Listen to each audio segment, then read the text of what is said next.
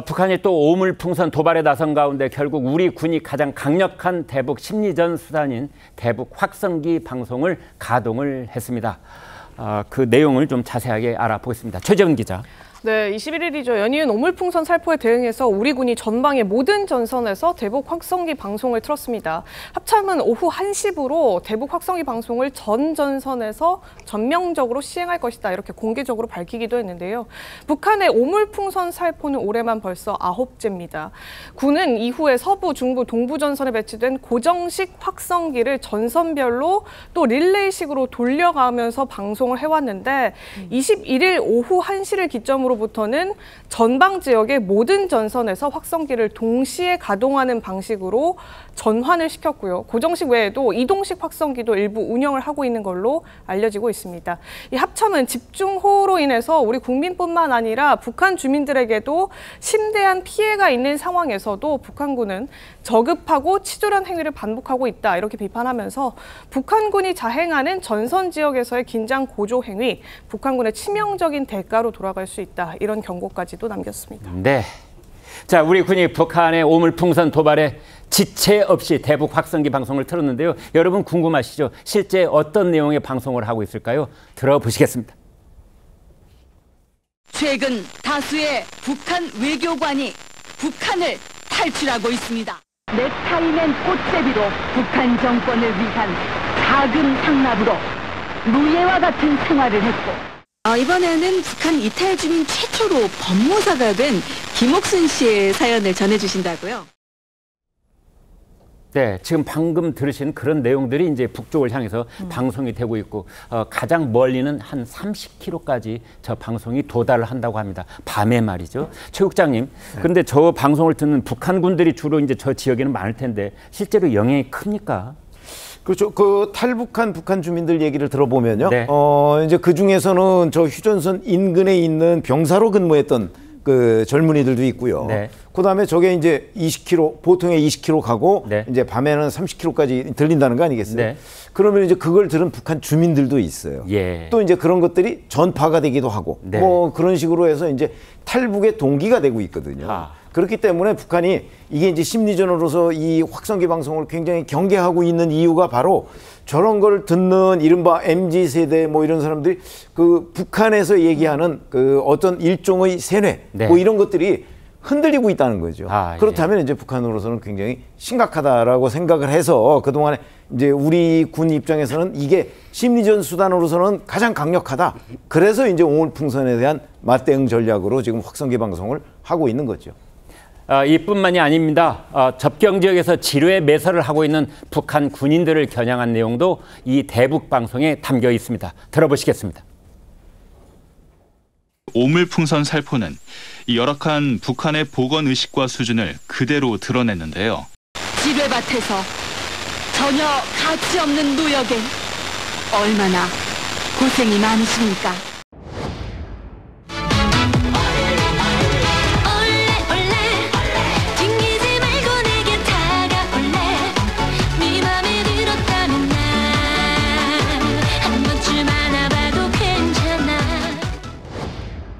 악뮤의 오랜 날, 오랜 밤. 이어서 홍수의 위원입니다. 자, 장현주 위원장께요. 이제 북한 군들이 조금 전에 제가 신문 읽기에서도 소개를 해드렸는데 5개 사단에서 지뢰 매설 작업 중에 이제 사고가 발생해서 사상자가 다수 발생한 것 같은데 저런 방송을 직접 들으면 그 지뢰 매설 작업을 낮 동안에 하고 이제 막사로 돌아온 북한군 입장에서는 굉장히 마음이 많이 흔들리겠어요. 그렇죠. 단순히 마음이 흔들리는 정도를 넘어서서 군 내 기강까지도 저는 흔들릴 수 있겠다라는 생각이 드는데요. 네. 그렇기 때문에 북한이 가장 두려워하는 것이 저 확성기에 따른 심리전이라고 봐야 될 것 같습니다. 특히 방금 들으셨던 저런 K-팝들이 나간다라고 한다면 굉장히 감정적으로, 감성적으로 마음이 흔들리는 심리전 또 이 부분들이 될 수 있을 것 같은데 또 한 가지는 지금 정확한 정보를 토대로 한 또 대북 심리전도 이루어지고 있다는 겁니다. 특히 지금 전방 전방 지역에서 지뢰 매설 작업들이 한창이다라는 보도들 그동안 있었는데요. 그렇기 때문에 전방에서 굉장히 혹독하게 또 인력들을 착출하고 있다라는 그런 이야기들이 나오고 있습니다. 그런 과정에서 인민군 46사단에서 한 이제 인민군이 탈출하려다가 체포돼서 압송이 되었다. 이런 정보를 지금 공개하고 있거든요. 네. 사실 이런 내용들이 북한에 있는 그 전방에서 근무하는 북한 군들에게 들어간다라고 한다면 이런 정보들이 사실상 굉장히 통제될 수 있는 북한군의 그런 사정에 비추어 본다라고 한다면 굉장히 심리적으로 동요될 수 있을 것 같고, 그리고 주위 동료들이 탈출을 감행하고 있다라는 부분까지도 알려진다라고 한다면 당연히 마음적으로는 동요도 굉장히 커질 것이고 기강 자체가 흔들릴 가능성 높아진다고 생각합니다. 네, 과거에 보면은 대북방송, 대남방송 할 것 없이 휴민트가 어떻게 활동하고 있는지는 모르겠습니다만 아무튼 구체적으로 부대명을 거론한다든지 그 부대의 지휘관 이름과 계급을 거론한다든지 이제 이러면서 대북, 대남 양쪽 방송이 성행했던 그런 시절도 있었습니다. 이름이 거론이 되고 그 사람이 주말 동안에 어디에 가서 누구를 만났고 무슨 음식을 먹었고 뭐 이런 방송이 나온 적도 있었습니다. 그래서 도대체 지금 대남, 대북, 대남 방송이 아직 재개됐다는 소식은 없습니다만 대북 방송 그 내용 아마 북한군이 이 적잖이 동요할 가능성, 여기에 대한 군사적 분석도 지금 나오고 있습니다. 이 대북 확성기 방송에서는 북한 내부 이 2030 세대들을 공략하는 K 콘텐츠에 관한 내용 역시 담겨 있다고 합니다. 들어보시겠습니다. 사랑의 불시착이라고 그거 보면서 리장혁이 내 최애가 됐지 뭐야. 현빈 오빠 보면 볼수록 매력된다. 2024 파리 여름철 올림픽 경기대회 성화 봉송에 참여했습니다. 어디를 가도 방탄소년단의 애호가 모임인 아미들이 있었다고. 네, 방송 용어는 아니지만 우리 한국 젊은이들이 대단한 일이나 엄청난 일이 생길 때 주로 하는 쩐다. 그 앞에 한 글자 짐승 이름을 붙이기도 합니다. 쩐다 뭐 이런 말 이제 우리한테는 낯익은 그런 젊은이들의 용어인데 북한 주민들이 그 말 뜻을 알까요? 북한 주민들도 알 가능성이 굉장히 높다고 저는 생각하는데 네.